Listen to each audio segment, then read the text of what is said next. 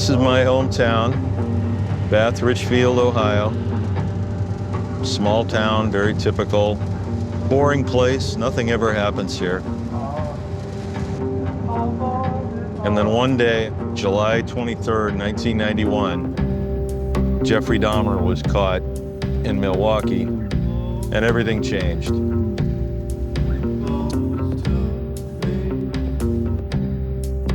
Milwaukee police found body parts in a north side apartment, and now they wonder if they've uncovered some kind of death factory. 31-year-old man was arrested at that apartment. The Milwaukee County Medical Examiner will release more details on this case this morning at 10 o'clock.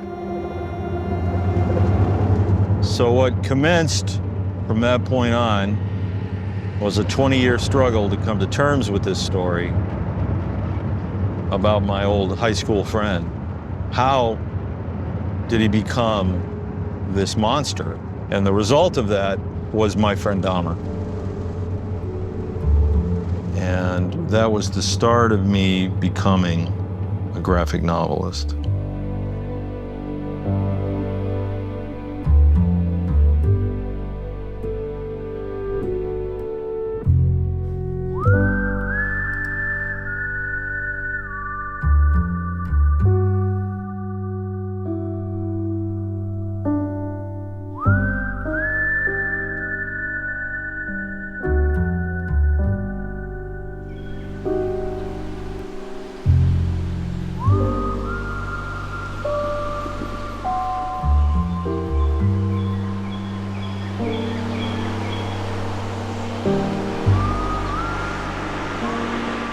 When I was a kid, I drew all the time. I drew what was happening in my life. I drew what I was thinking about. It was just constantly making images. I was heavily immersed in comic strip and having a great time with it. So that's what I was doing in the 90s when the Dahmer story broke.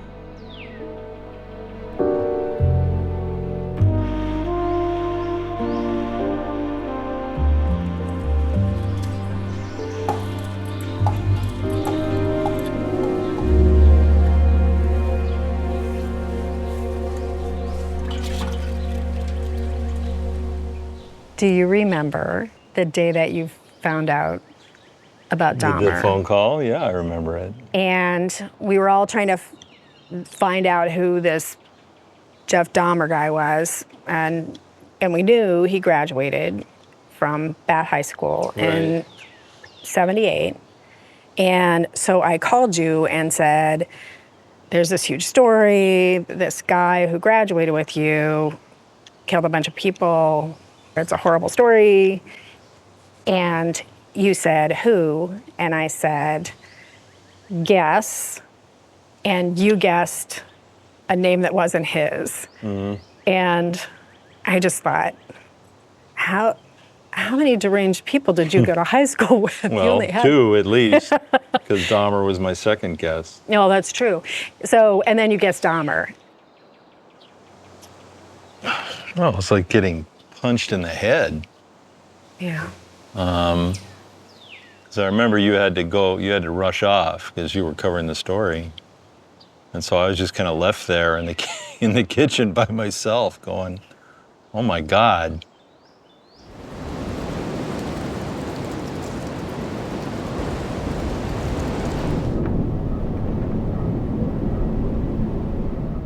Once I got the news, I drove down to my hometown, to my parents' house, just to see what I had in terms of artifacts.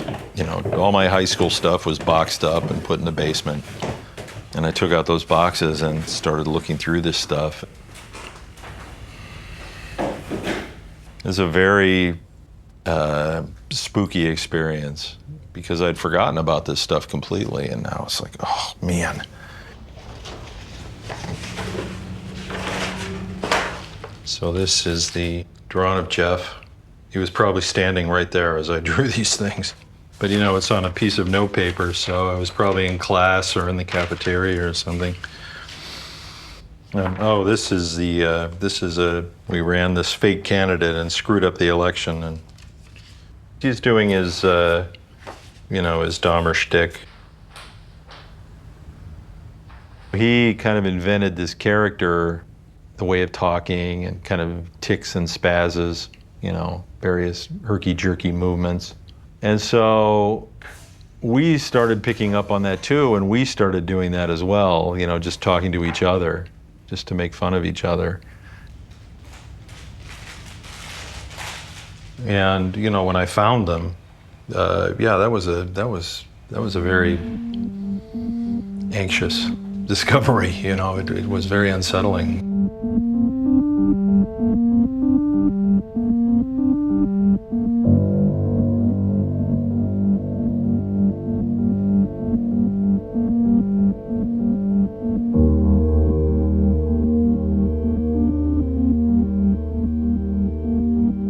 To a certain extent, Dahmer hijacked my personal history, yeah, because now it was rewritten.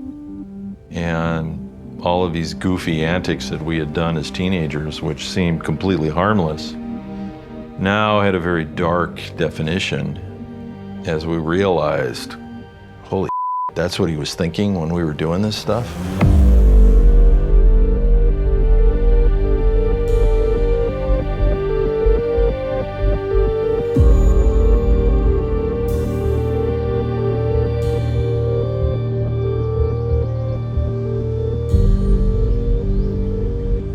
You often work outside? I do. Yeah. Good to see you. Like Anaway. Yeah. Oh, yeah, that Anaway for a minute. Do you want black or do you want Do you have anything? steamed milk? Yes. We've known each other since preschool. Since, We sat next to each other in art class. yeah, so, in high school we were in art class together. so she was privy to all the nonsense. I remember this drawing firsthand. Well, I do. I do remember that drawing firsthand.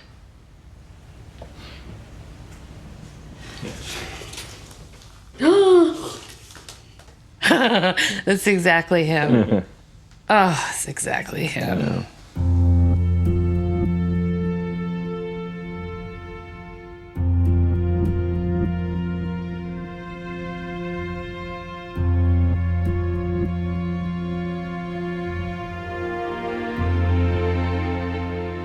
perhaps 2 weeks after he was caught, and you know, it was this huge story, and everybody, phone was ringing off the hook, everyone wanted to talk to us.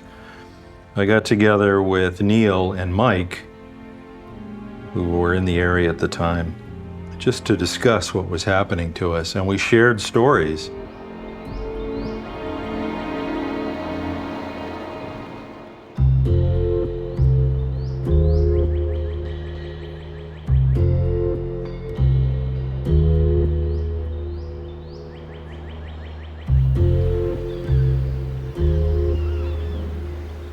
When the news broke that Jeff Dahmer was arrested, and I felt like I was shrinking, like I was falling down through the seat, like I was just melting.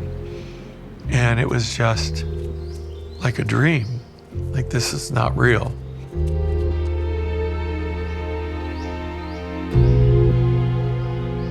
We talked about other incidents or stories about Jeff Dahmer.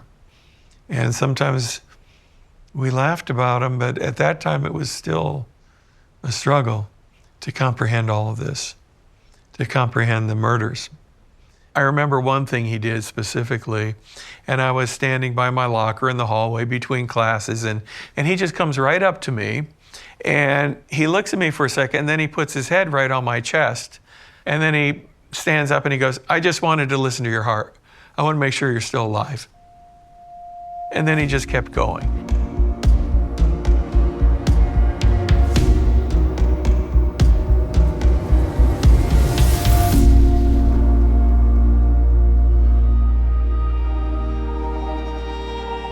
In 1991, police converged on a Bath Township home and for a week dug for answers in a 13-year-old mystery. They found the scattered bones of Stephen Hicks, the first murder victim of serial killer Jeffrey Dahmer. The victim killed in a bedroom, his body dismembered in a tight crawl space. It was Dahmer who led police to the body after he was linked to killing 16 other men or boys in the Milwaukee area.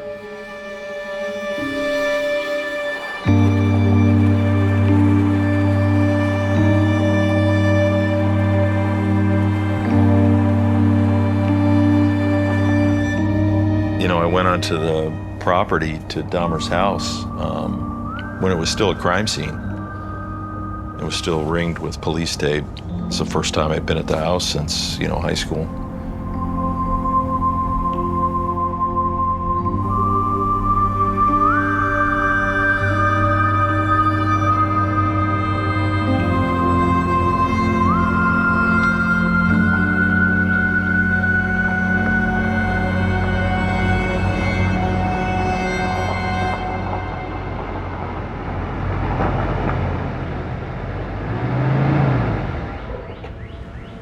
Chris told me he was thinking about buying the house, and I tried to talk him out of it, actually. I mean, it's a great house where something very bad happened. But he wanted it, and, he's made it a great home. I mean, it's full of music and art, and I'm happy for the house, because the house didn't deserve the fate that it had received.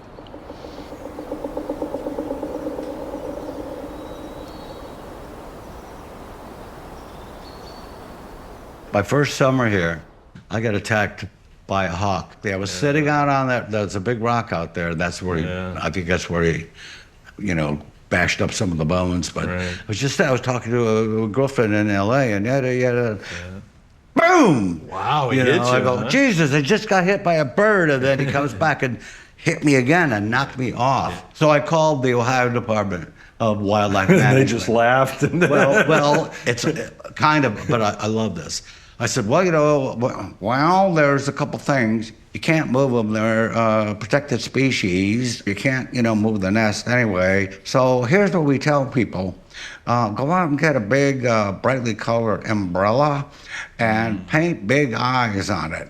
And when you go out in the backyard, it'll think it's a big animal and it won't attack you. I said, I live in Jeffrey Dahmer's childhood home. I'm going to walk around the backyard with an umbrella with big eyes on it. I'm a congenital weirdo, I know that. But why would anybody want to buy a house like this? Other than it was perfect for me. And that should give me pause, right?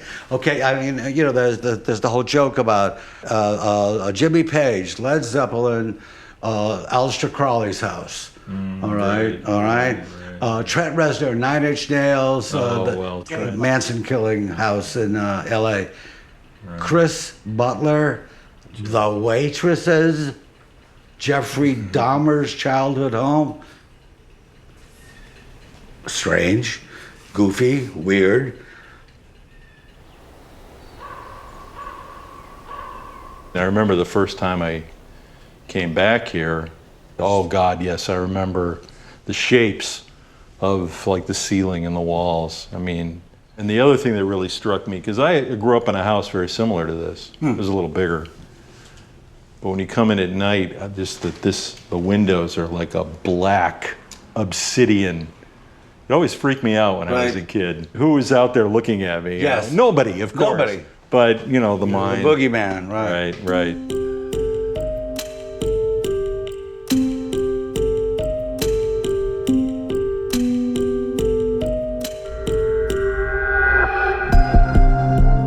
I made some sketches. I made sketches of, just some details, like this room here, the living room. I made a sketch of the living room. I made a floor plan that showed where the different rooms were. And I figured I would use it in time. And that's, a couple years later I did.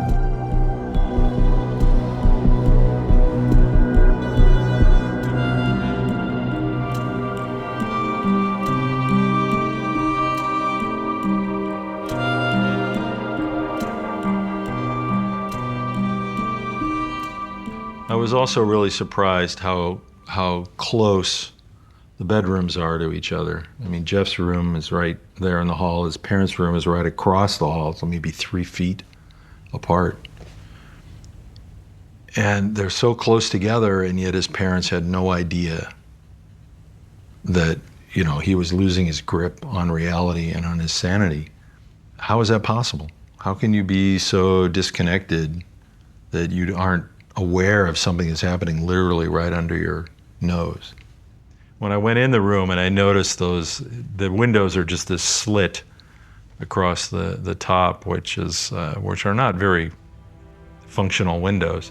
But yeah, that really struck me that it was kind of his view of the outside world was this slit of a window. Everything else it kind of mirrored what was going on in his head, right?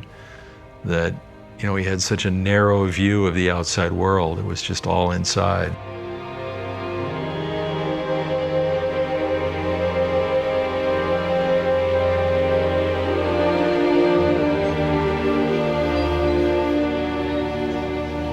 I started drawing stories, but those early stories, they're not great.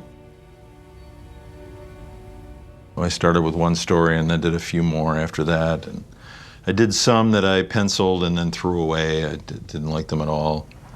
So I was really struggling with it.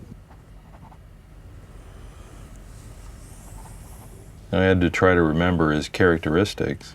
And that took a while because, I hadn't seen him move in so long. You have to build a visual character. The first time he appeared in court, this is the first time I had laid eyes on him since high school.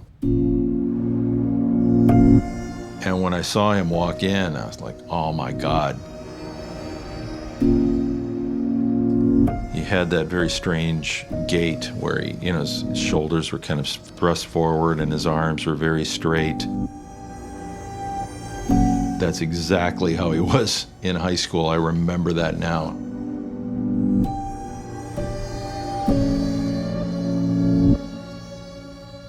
That brought it all back.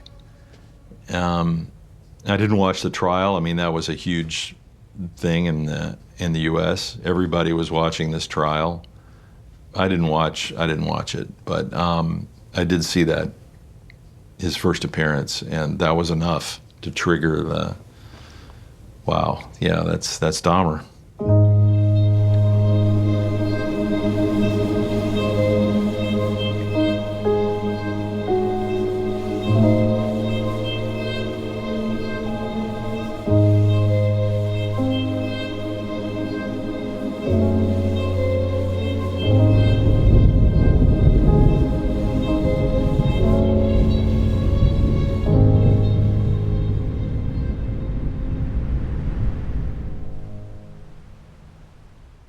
Dahmer was killed in prison in November of '94.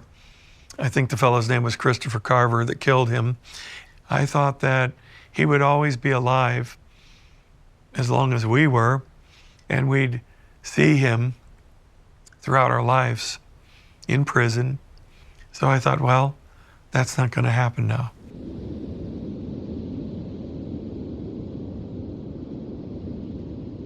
I have very vivid dreams with Dahmer in them regularly. It was just him sitting in a room talking to me, and I'd wake up and I'd be like, whoa, wow, that was some dream. I need to try to get that out of my mind, but it really doesn't happen. Jeff Dahmer is always still there in a dark corner of your mind. You can't go throughout life and say, oh, I forgot about him. He's always there, waiting to come out. Sometimes when you least expect it, when you're having a good day, and then all of a sudden he's back. And you say, yeah, that's right. I knew this guy.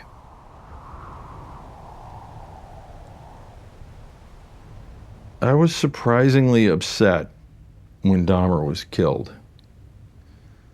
And then I was upset that I was upset, because why would I care? This guy's a monster. He's caused nothing but misery to, the hundreds of people that are mourning his victims. Why would I care? What it did was, mentally, I think it freed me up a little bit. And I'd just been collecting stories up till that point. And after he was killed, almost immediately, like maybe a month later, early '95, that was the start of really sitting down and beginning to work on the book.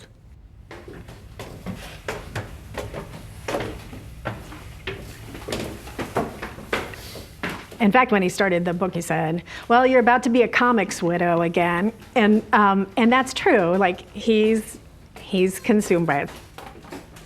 He just disappears into the attic for long periods of time.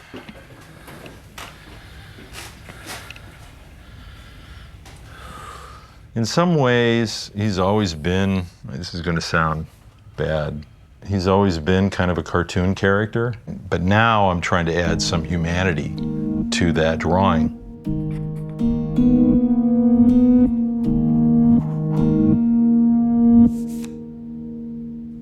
And then show that humanity falling away bit by bit.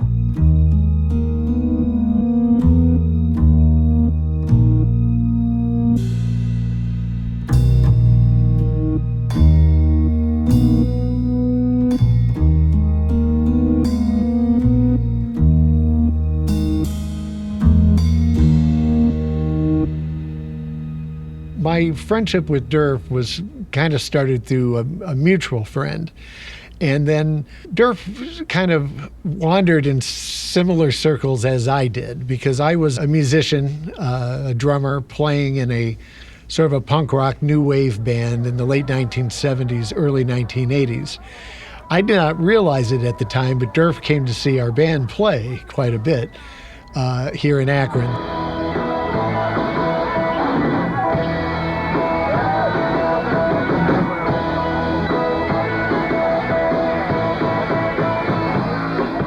Mid-1990s is when I got to know him really well, because at that time he was writing the City comic, which was sort of his weekly comic that was in free newspapers all over the country.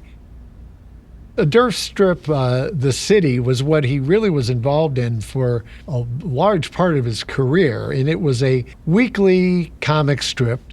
He's always looking for stories, so he actually used probably a half a dozen of my stories, just anecdotes from working at the library or things that happened to me. I would just be telling him this stuff in conversation, and next thing I know, it would be drawn out in a comic form in a City strip. And so he had a good, career there, really, a good living.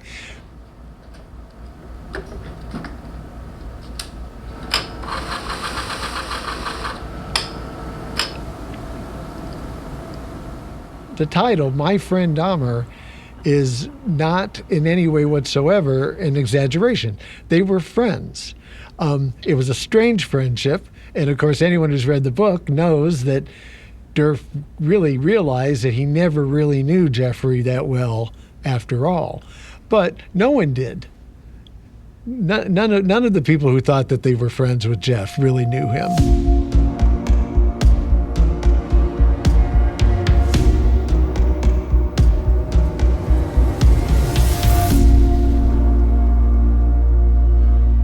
I don't remember when the Dahmer fan club started, but it started sometime when we were probably about 16 years old, 15 years old, I don't know. But it was just a funny thing to do. It was just something very informal, I think. I mean, there were no meetings.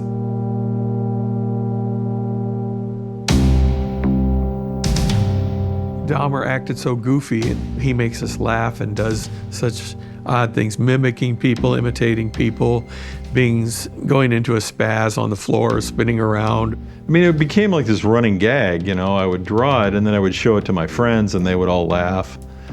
And, I'd show it to Dahmer and he would laugh. So it just became kind of this silly thing that we kept doing over and over again.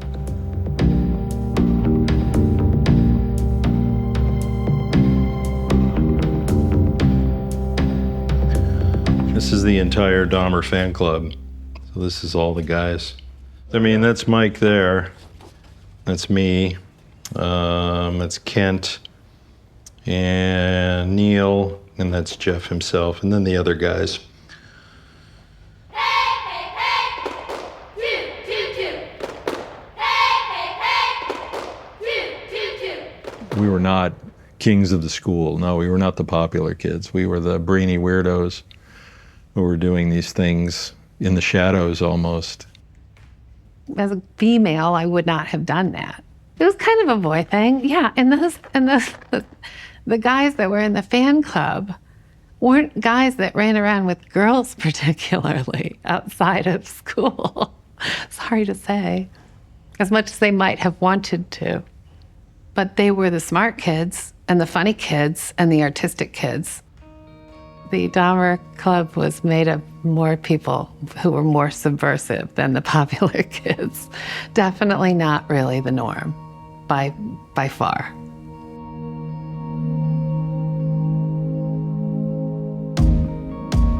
When I ruined the student council election by, putting Dahmer in campaign posters. And then when kids came into the school, we passed them out at the front entrance to all these kids. And so our fictional candidate got more votes than any other candidate in the election.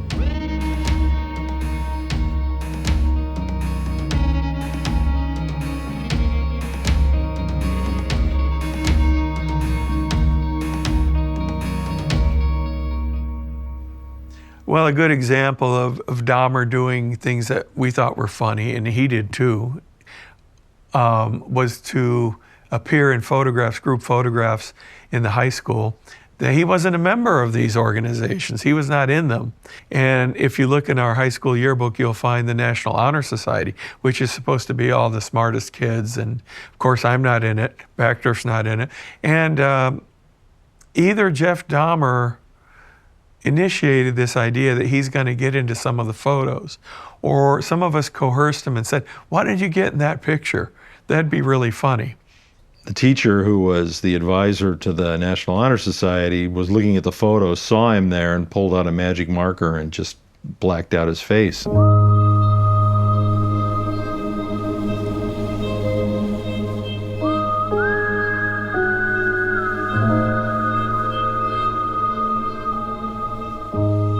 And everybody says, who's this? Who's the guy without the head? Who's the headless person right in the middle of the photo?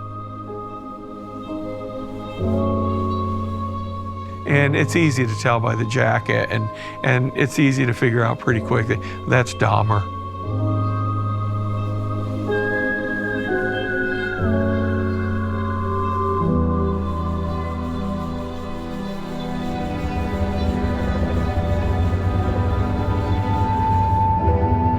I mean, almost everything here is gone now that was important to me. A lot of the stores that I, shopped at, the corner drugstore where I bought all my comics, all that stuff is gone. You're really gonna pass me on this hill, idiot?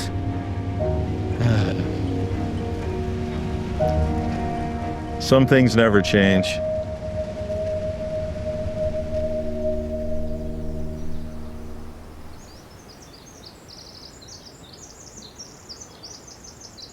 This is the only place left from my youth. It's permanent, and I'm happy about that. This is where, really, I became a writer, is in these woods. I used to wander around here as a teenager. My first house is very near to these woods. Just wander for hours on end, just thinking about things, characters and stories and, all of that kind of thing. And that's where that creative invention first started.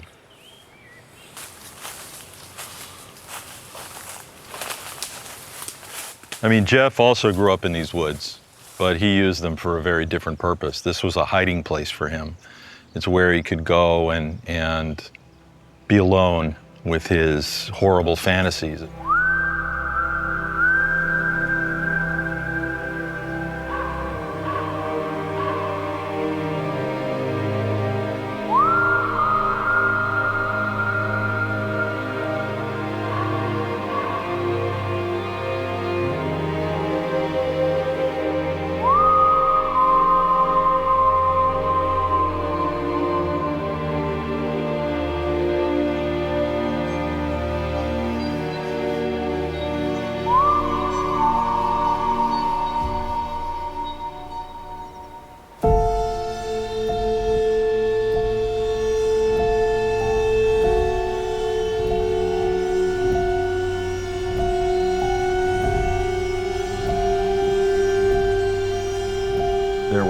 trails through these woods where all the kids would, they would wander from house to house because they didn't want to walk on the road.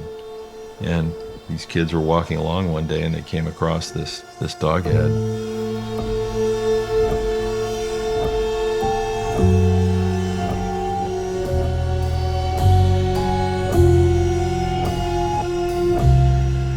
I think it was maybe a bit of a retaliation. You're intruders into my world. Well, here's what my world looks like. Now get out. And I think that the kids didn't come back into those woods for a while after that. So it worked.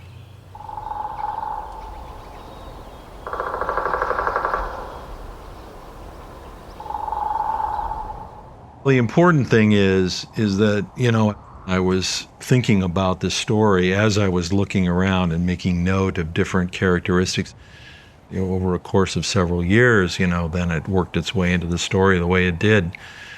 And again, that gets back to putting yourself in a space and thinking about the story you're working on and how space affects the characters in that story. Like the opening scene of the book, where Jeff is walking along the side of the road, walking up Bath Road toward his house, I noticed that my feet were making a crunching sound on the gravel on the side of the road.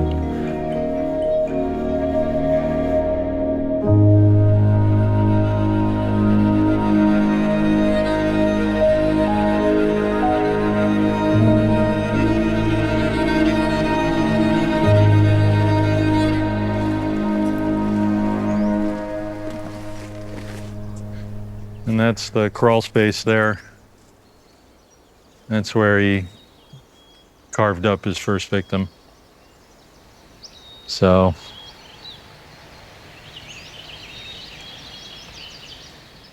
and my friend Neil's house is right, through there. We were having a party down there at his house. Jeff wasn't invited. Jeff had other things on his hands, obviously. And he was up here butchering that poor kid. So, was that close? A couple 100 yards? Yeah.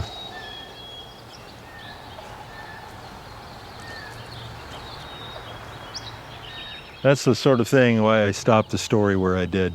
I don't want to go on and deal with that stuff. That's not my story.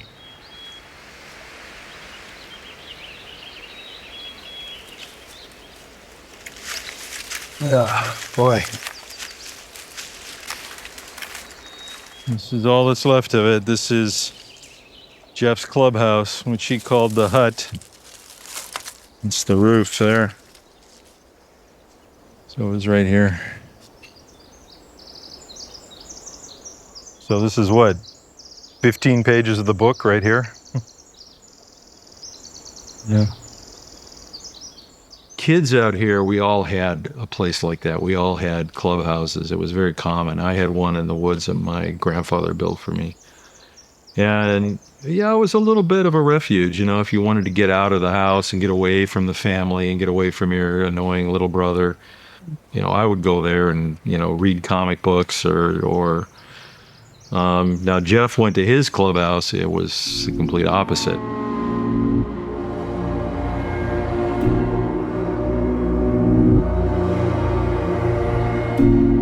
He was just then indulging in his own sick fantasies about death and rotting animals and entrails and all of these things that would, drive him mad.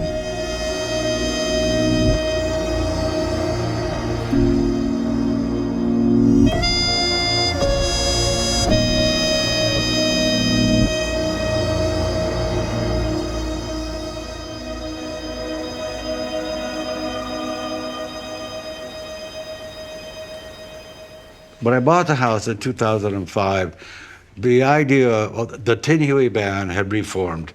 Well, I had a little pump organ and wrote the lyrics for, instead of John Hardy, it's You're writing murder ballads in the Dahmer house. Yeah. Oh, man.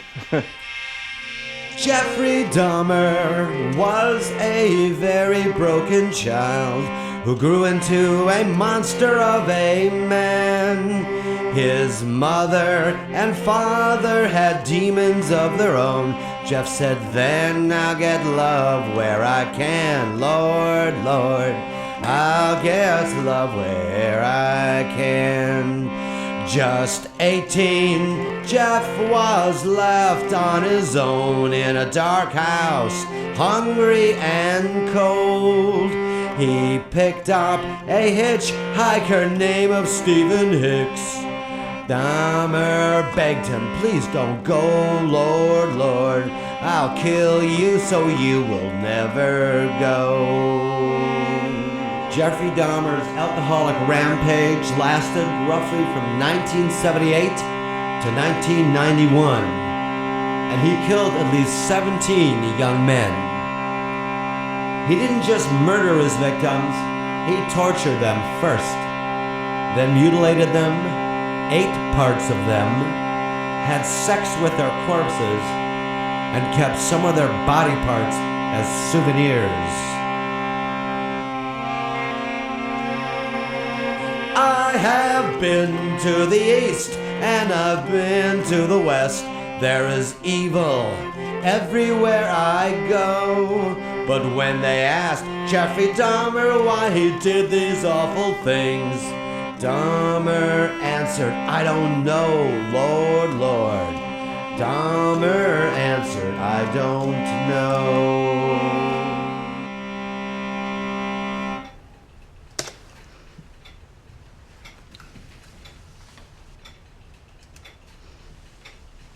Okay. Did I get it? Yeah, give me a minute. Okay. Yeah. No, it's... Sorry.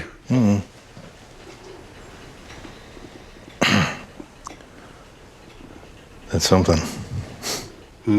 That's something. Thanks. Well, it's just all of it. Yeah, it's all I Recorded here. It's the whole story. Yeah, and recorded here. Yeah, recorded here. Yeah. That's overwhelming. Yeah, man. Jeez.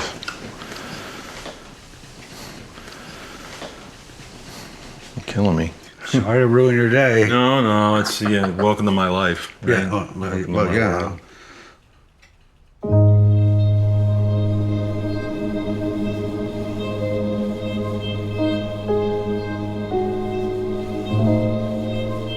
There was a bigger learning curve with long-form narrative than I thought there'd be. I mean, maybe it was a little bit arrogant, maybe it was a little bit cocky. I thought I can just go into this and it'll be fine, but I couldn't. I mean, you know, telling a story in 5 panels is very different than telling a story in 250 pages. So I had to learn how to slow down. I had to learn how to change the pace. And especially with My Friend Dahmer, which is this very kind of slow, tense narrative. There's not a lot of action. There's not a lot of parts where it, you know, just takes off and runs. I had to learn how to put the brakes on. I was struggling also with, you know, my own feelings about this story and the feelings about Dahmer and our time together. And you know, it was the mid-2000s and I wasn't making as much headway as I wanted.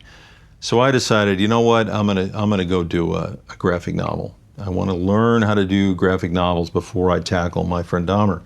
So I did Punk Rock and Trailer Parks. And I just sat down and did this funny story that had some great characters that I'd had in my head for a while. And it really came together well, and that's the book that really taught me how to do graphic novels.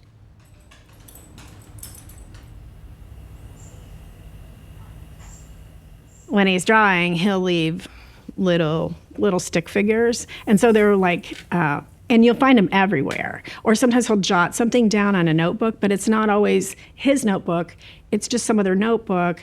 So as I'm going into a notebook to find like a sheet of paper to write a grocery list on, I'll find some notes for a book, and I always have to pull them out and put them aside and say, are these things that are important to you? Like, do you have this some other place? Like, I'm not sure. It's like it consumes our house. Like little bits of it wind up being everywhere.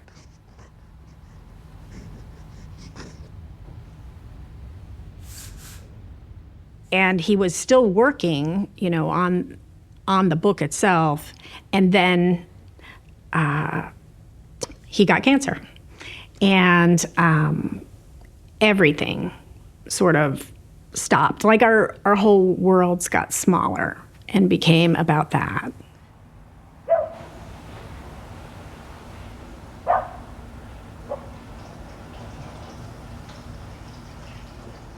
He needed to have a bypass surgery. They were going to have to take veins, and I said, his right arm is his drawing arm. If he can't draw, I don't know who he is. You know what I mean? So there was a Sharpie marker because, of course, he was inking cartoons, and I took the Sharpie, and on his right arm, just below here, I wrote a big no, and I wrote an exclamation mark after it because I thought he'll be unconscious, he can't tell them. So when they wheeled him in and they were gonna look for a vein, this just arm said no.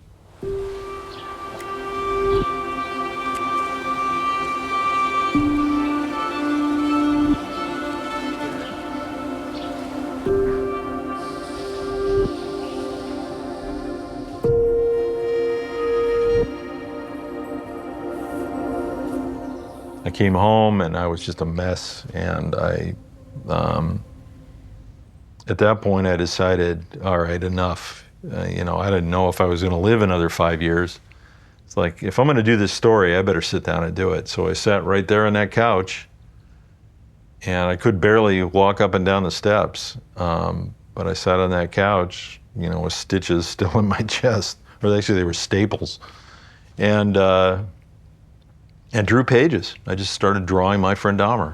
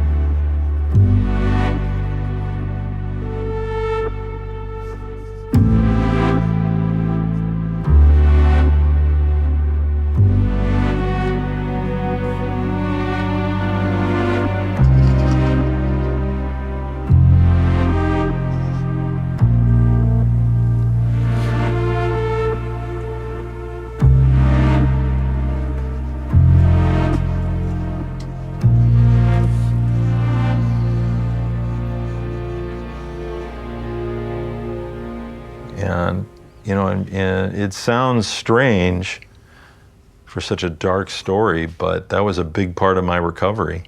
Just making comics brought me back from the abyss.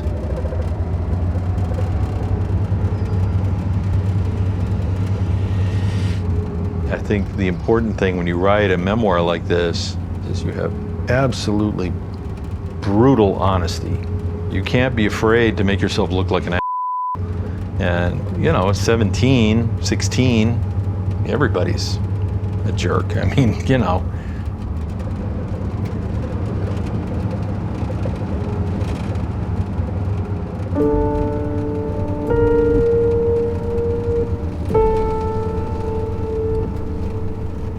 When we picked Jeff at his house, and then Jeff came out and got in the car, and he had a bag with him. And the short drive to the mall, it only takes maybe 15 minutes to get here from his house. He downed an entire 6-pack of beer, and my skin just crawled. It was really a spooky thing to watch because he was just chugging down the beers one after another.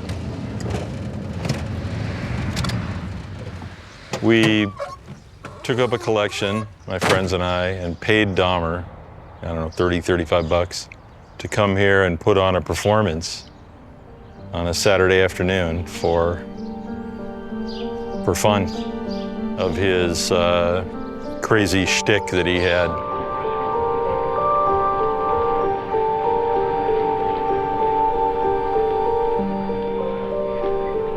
He would do his spastic act in the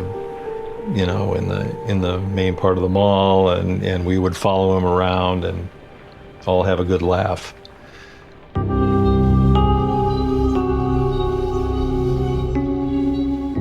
It was the peak of the Dahmer fan club era, and it was also the end of it. Because after that, what we witnessed here, what I witnessed in the car, we all really lost interest in hanging around with Dahmer. I mean, my instinct was, I just want to kind of get away from this guy. There's something seriously wrong here, and it's not safe to be around him. And that's the first time I felt that way.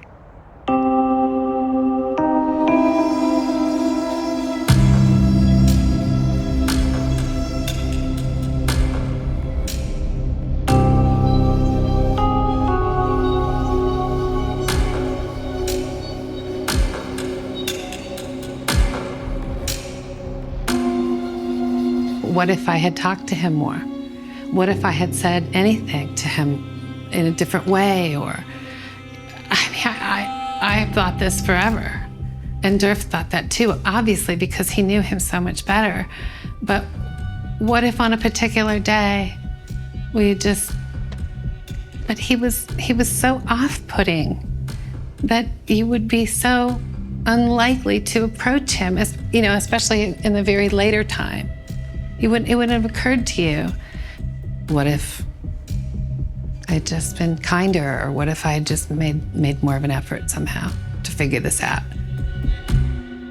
It was a series of people leaving his life. Obviously, that had a big psychological effect on him. Yeah, absolutely. I've thought about that a lot.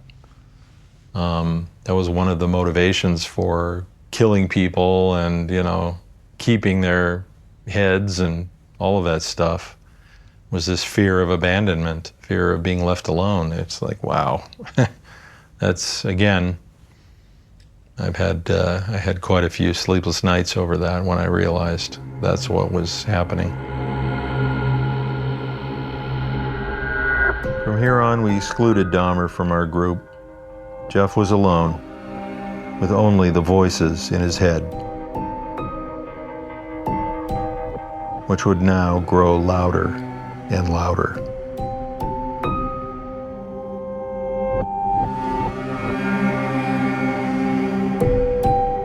After the command performance, Jeff was alone. And then when school was finished, he had no more social life whatsoever. Everything was done.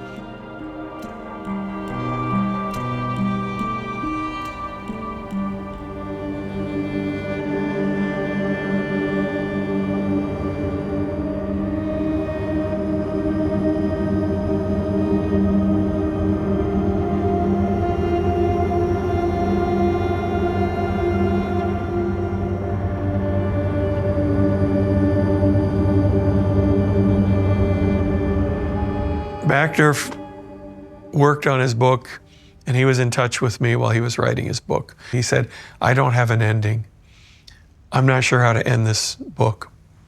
Do you have anything else? And I remember that event. So it was in June 1978. And we had a party, and it was a pretty good party. It was after midnight. And I see somebody walking on the road.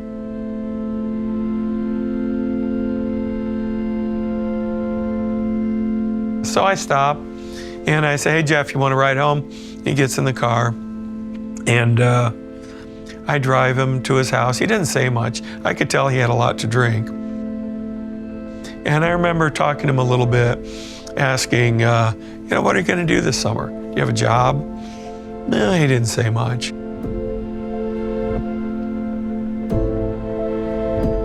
And that's the last time I ever saw Jeff Dahmer. I never saw him again. Now, what I didn't know, that I learned years later, that he would kill somebody in that house. And maybe that body was there in the house or the crawl space. And now here we are, almost 200 pages in, and that's what I wanted to represent. But I wanted the reader to turn the page, because I wanted that surprise, that visual surprise. So to do that, I had to add just kind of a page, which is Mike backing out of the driveway and driving off. It's purely there to move that splash page to the next spread. So when you turn the page, That was the last any of us saw of Dahmer.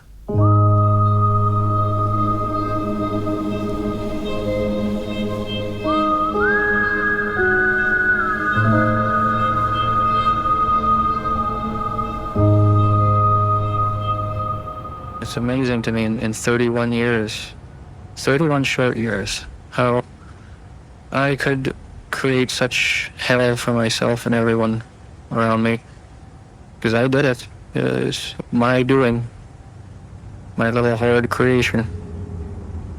You know, I mean, people can say, well, it was family pressures or it was mental disease, but the fact is that I'm the one that did it. Very self-destructive life.